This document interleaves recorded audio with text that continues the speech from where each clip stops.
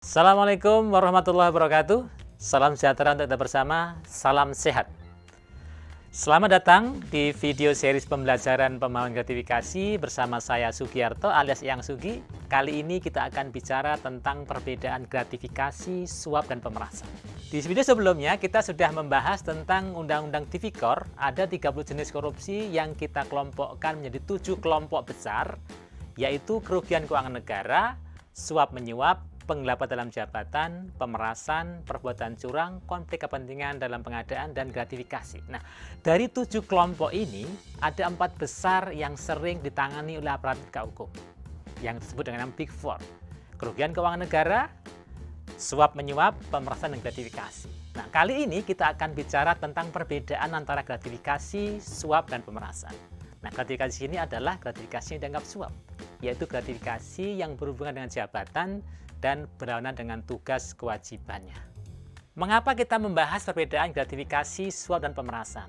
Karena masih banyak di antara kita yang belum paham apa bedanya.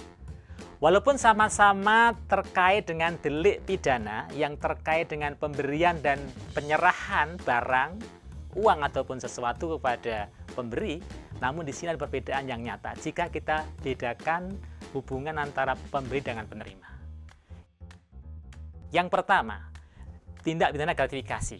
Menurut pasal 12B besar ayat 1 menyebutkan setiap gratifikasi kepada pegawai negeri atau penyelenggara negara dianggap pemberian suap apabila berhubungan dengan jabatan dan berlawanan dengan tugas atau kewajibannya. Nah, dari redaksi ini menunjukkan bahwa penerima pegawai negeri ataupun penyelenggara negara bersifat fasih, tidak meminta.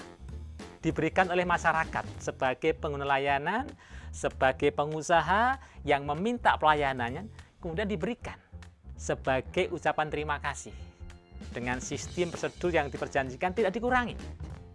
Nah, disinilah nampak bahasanya pegawai negeri, penyelenggara negara sebagai penerima pasif diberikan oleh orang atau masyarakat yang menggunakan layanan.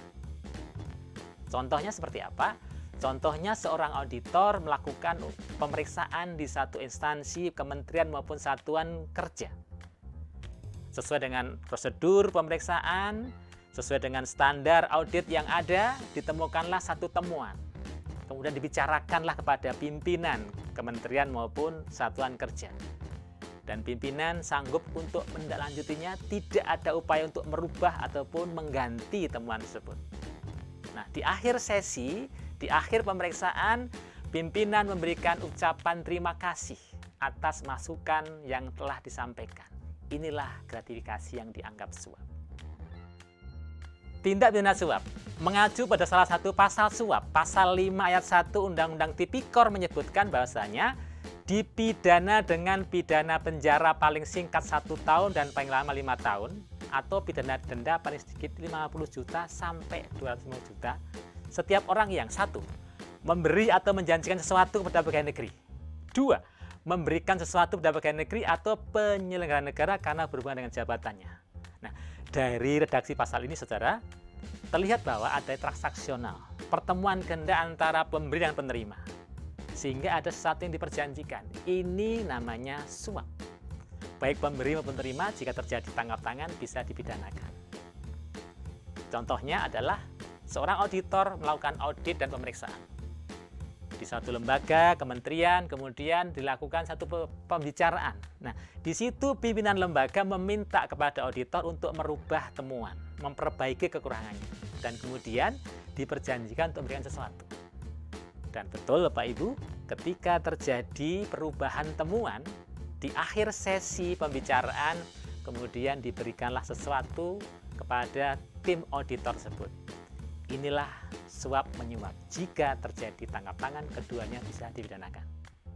Yang ketiga, tindak pidana pemerasan. Pasal 12 huruf E Undang-Undang Tipikor mengatakan dipidana dengan pidana penjara seumur hidup atau pidana penjara paling singkat 4 tahun, paling lama 20 tahun, dan pidana denda paling sedikit 200 juta dan paling banyak 1 miliar pegawai negeri atau penyelenggara negara dengan maksud menguntungkan diri sendiri atau orang lain secara melawan hukum atau menyalahgunakan kekuasaannya memaksa. Nah, di sini dari pasal ini nampak bahwa pejabat atau pegawai negeri yang menerima meminta, memaksa kepada masyarakat pelayanan ini termasuk pemerasan.